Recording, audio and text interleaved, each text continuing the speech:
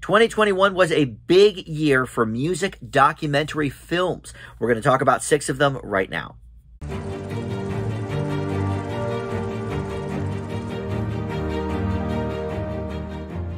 Hey guys, Dan here. This is Dan Reviews It. Welcome to my 2021 wrap-up video for music documentary films. There's going to be plenty of 2021 movie wrap-up videos on my channel in the next couple of months.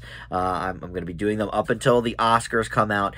Tons of movies I still didn't get to either watch or I've seen them and have not reviewed them yet, waiting to get them sort of in a package like this, because these are movies that I don't think necessarily deserve their own videos, but you know, for those of you out there like myself who like music biographies, this may be of some interest, but we're only going to do, you know, 2, 3, 4 minutes on each movie. That they don't need their own video. But before we get started, I do want to welcome you into Dan Reviews It. Thank you for finding this video. We don't do a ton of music stuff on my channel, but, you know, this wall behind me is a lot of my movies, but 2 of the other 4 walls in this basement here are filled with CDs. I have over 12 or 13,000 CDs. So music's a huge part of my life. So I love watching documentaries about musicians. And this is sort of an interesting mix because one of these bands I actively don't like, and was curious to see how their movie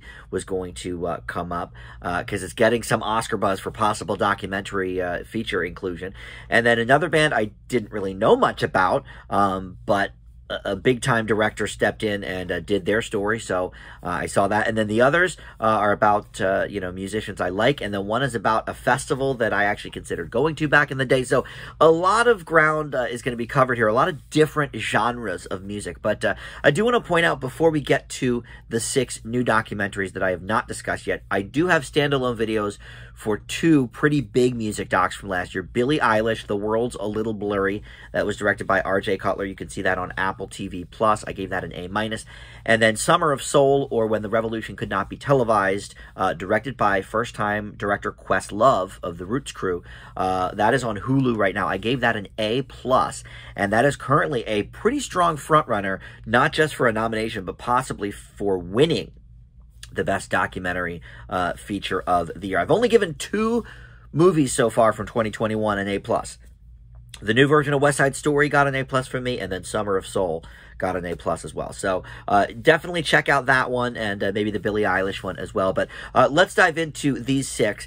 Since we were talking about Summer of Soul, which is about a Woodstock-like concert in 1969, but for the urban demographics, a lot of black artists. Let's talk about Woodstock 99 first. This is available on HBO Max right now. It's called Woodstock 99, Peace, Love, and Rage. It was directed by Garrett Price. And it's actually the first of a series of music documentaries that HBO Max is putting together. They did do an Alanis Morissette one about a month ago, but the singer herself, you know, rallied against it, and you know, I'm a fan of Alanis's, so if she's not on board with it, I'm not going to bother watching it. So I don't include that one in these 6 here. But Woodstock 99, you know, in fact, I didn't even plan this, but I have all of my compilation CDs in front of me here. This is the Woodstock 99 soundtrack. And I mean, a lot of huge bands at the time on there. I was very curious about this documentary because I was programming alternative radio at the time, really just getting started. I was fresh out of college. I graduated in 99, but I was already programming a radio station, and we were playing a lot of this aggressive, you know, type of male angst music, you know, Limp Bizkit, Stained, Korn, you know, all of that kind of stuff. And the station I worked for was a little bit lighter. You know, we played a lot of that stuff at night, and then during the day we played, you know, a little lighter stuff, and threw in some females as well, Alanis Morissette being one of them, for example. But I was very intrigued by this documentary because Woodstock 99 is known for being sort of the antithesis of what the original Woodstock was aspiring to be. You know, a lot of fires started, a lot of, you know, almost rioting at Woodstock 99,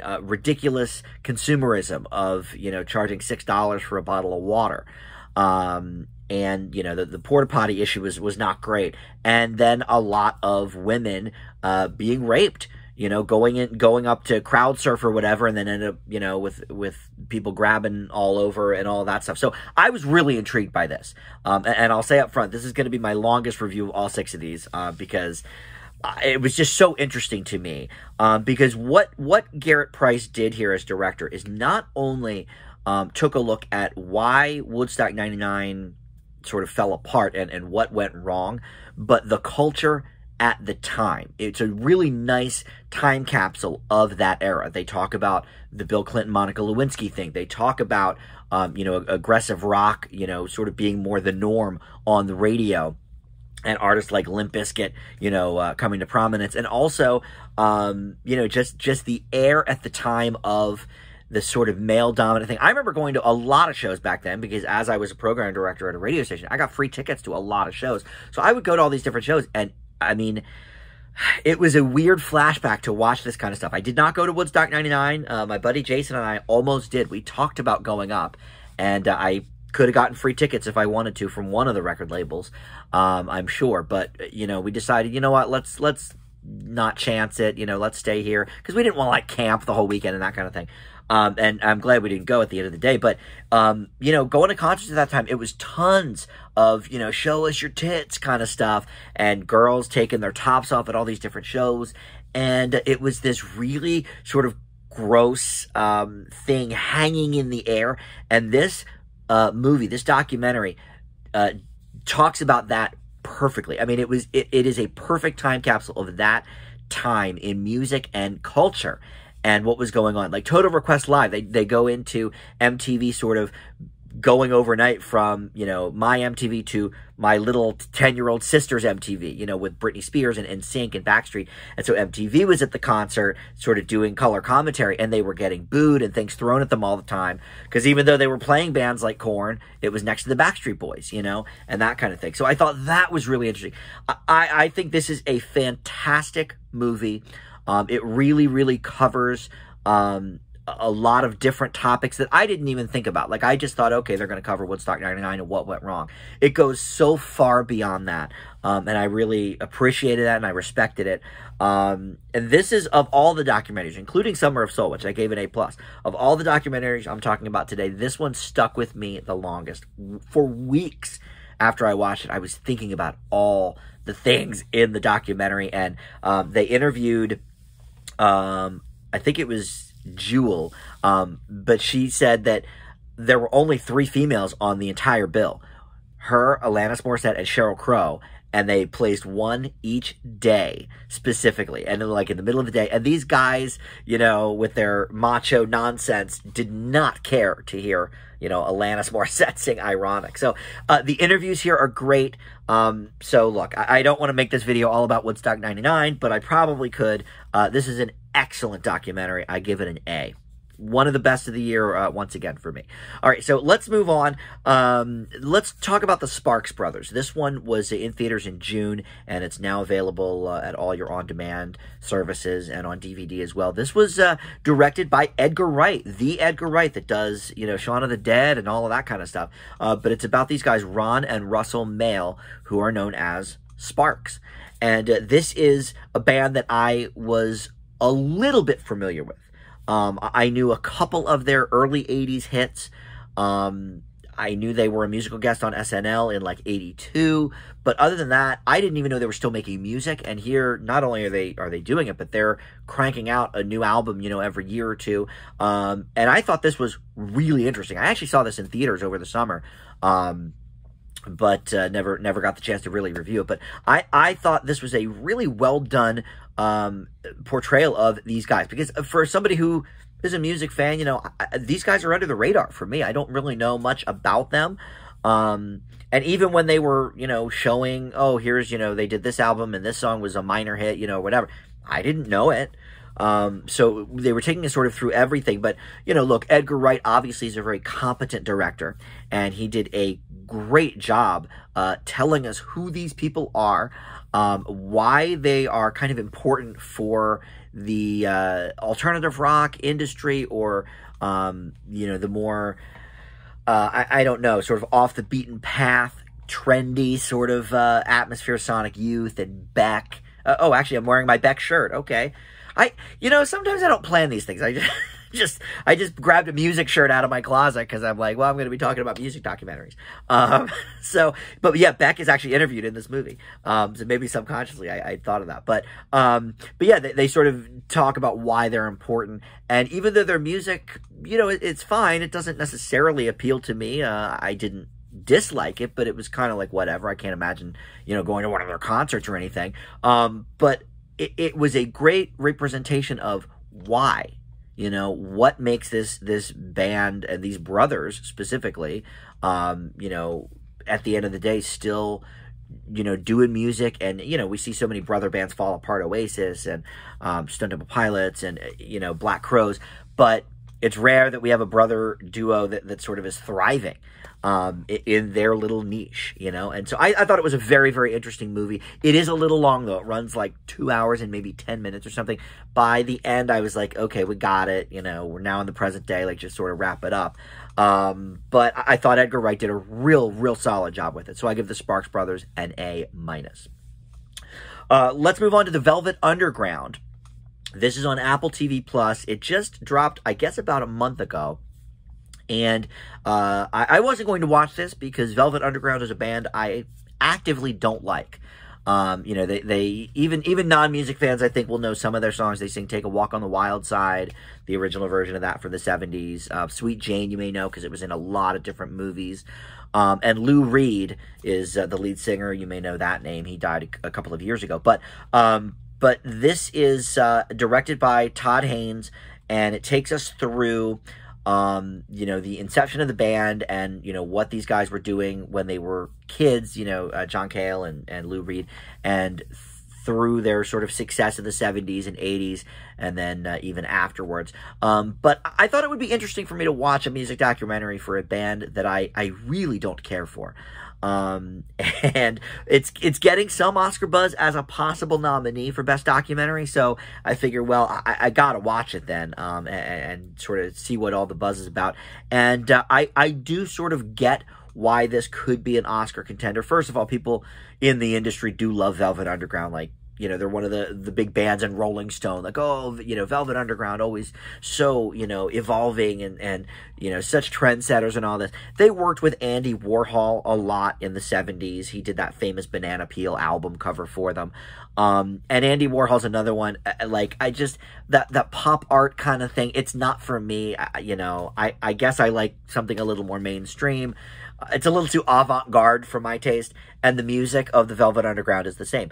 But what Todd Haynes did here as director is gave us this very unconventional documentary, much like the Velvet Underground themselves or Andy Warhol. They talk a lot about the Warhol connection, but the whole movie almost looks like an Andy Warhol sort of design come to life, because I don't think in the whole movie there was one still frame, or just one picture was up. No, it was always like 3 different things were going on at the same time. Somebody was talking here, and then whatever they were talking about was up here, and then they had a poster of the concert, down below or whatever, and it would always be changing. I thought that was very, very interesting. The problem is it did not make me a fan of the Velvet Underground. In fact, by the end, I was like, oh my God, like, shut up. This music stinks. So I think it's an interesting watch for sure. I don't think it will convert non-fans of the Velvet Underground. I think the fans will love it. And as a film critic, I think it was very, very interesting in its tone. I've certainly never quite seen a documentary put together in that way. And so that I really appreciated. And look, Lou Reed was a fine dude. I don't have anything against him personally. But the music is just not my taste at all. But I thought it was a very, very interesting watch. So I'm going to give the Velvet Underground on Apple Plus a B+. Pretty interesting stuff, even though I wanted to sort of mute the last 10 minutes and just put the captions on to hear what people were saying. Because at that point, I just couldn't take the music anymore. And that's not necessarily the documentary itself's fault, but certainly the band that it's covering. All right, so let's move on to Tina. This is on HBO Max. It is about Tina Turner, legend. I've seen her in concert. In fact, I think of everybody on this, she's the only one I have seen in concert. But this was directed by Dan Lindsay and Oscar documentary winner T.J. Martin. I don't think this is even going to be in contention for Best Documentary Feature, because I think it counts as a television movie. But I don't know. It's so blurry now with streaming. I don't know what counts as a TV movie, what counts as a feature film, whatever. Like The Velvet Underground, that debuted on Apple TV Plus, but that's in contention. So I don't know. But in any event, I love Tina Turner, so certainly wanted to check out this documentary. I read her autobiography in the 90s, the one that they based the Angela Bassett film on, What's Love Got to Do with It. And so I'm very familiar with the Tina Turner story. And there's not much in recent years to talk about, because she stopped performing years ago. You know, she's in her early 80s now.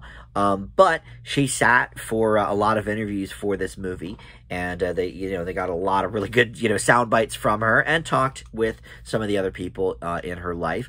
But my biggest problem with this movie is the same problem I had with the Bee Gees documentary last year, also on HBO Max, which, by the way, is very good. I think I gave it a B+. But there's a big chunk about the disco era for the Bee Gees, and in it they're saying, like, oh, we're so much more than a disco band, and people didn't understand that, and Yet they spent a good 40 minutes of the documentary talking about the rise and fall of disco as a whole, and Bee Gees' place in it and all of that. And I feel like there's a little bit of that here too, because of course Ike, famous Ike and Tina Turner review, and I get that you got to talk about Ike.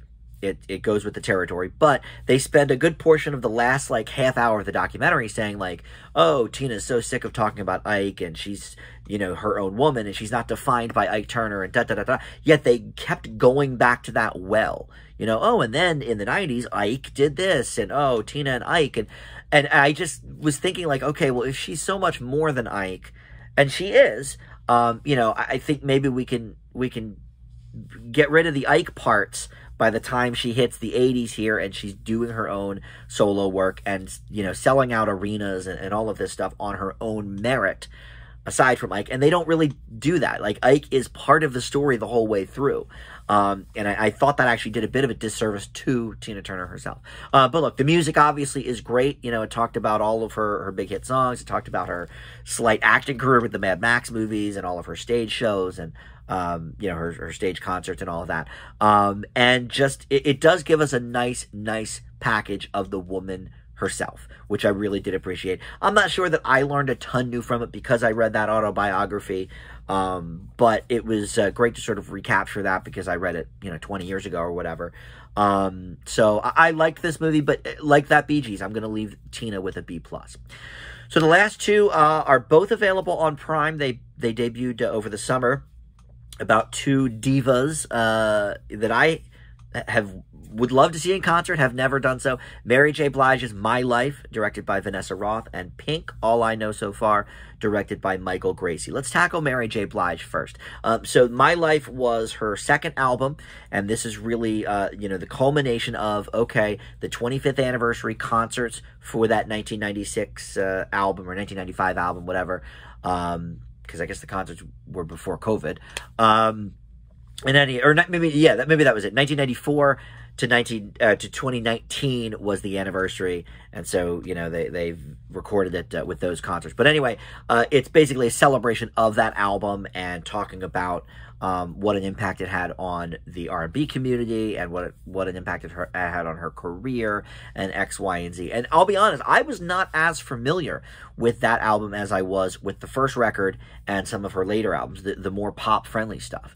That's sort of more my wheelhouse. And so it was, interesting to sort of hear about why this album was so influential and stuff. But I think this is a very curated documentary. I think we sort of gloss over a lot of things, including partially what made this album so groundbreaking. They talk about, oh yeah, it was so big for her, and, this song did this on the charts, and this song meant this to her, and she wrote this because of this. But it never really, I felt, dove into the impact overall of the album over the next, over R&B music in general. It talks about her career specifically, but why is this album such a landmark? I don't know that we ever quite got the answers to that. Again, like the Tina, one, great music. I was unfamiliar with a lot of the songs on this particular record. And we see, 3 to 4 minute performances throughout this movie about songs from the album. And there's people, interviewing, over her singing in the concert. But I think it gave you a sense of the music on the album, and, it was very good.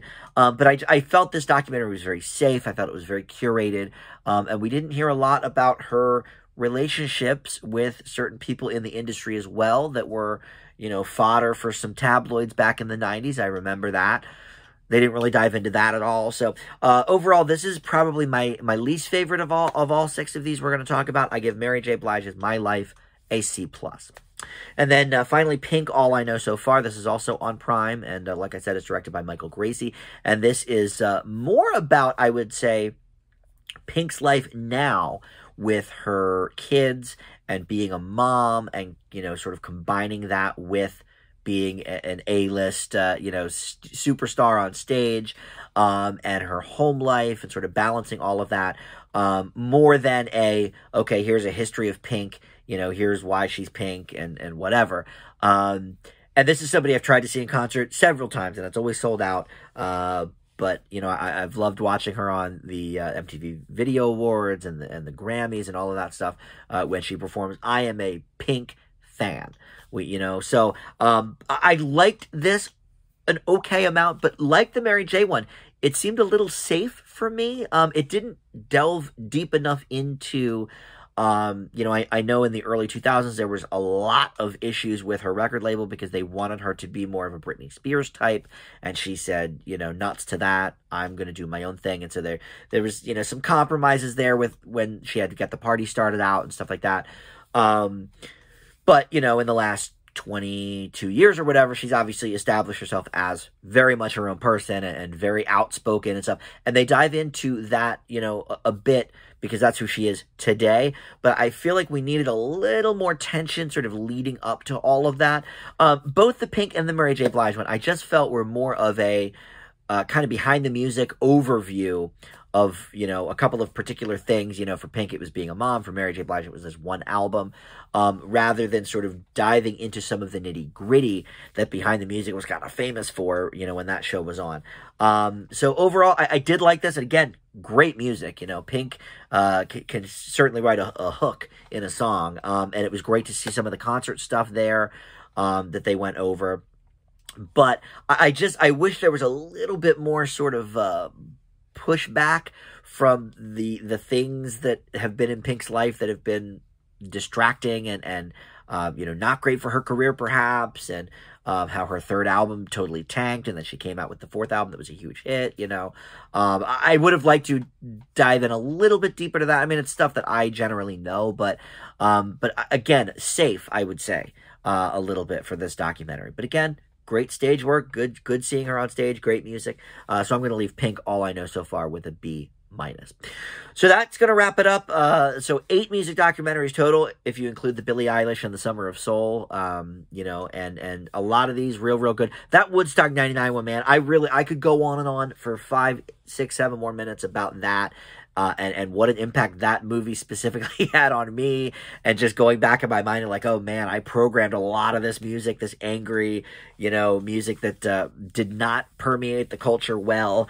But in any event, it's very recommended, that movie. Of the 6 I had not reviewed yet, that is my number 1 choice to check out. Because even if you're not into the music, it'll be very interesting to kind of go back and look through all of that, and that time period. So that will do it. Like I said, I have plenty more 2021 wrap-up reviews to get to, where we're going to tackle 4, 5, 6 movies at one shot that I'll just sort of go over for 3, 4, 5 minutes each. Nothing too long like this. We got 6 movies in under 25 minutes.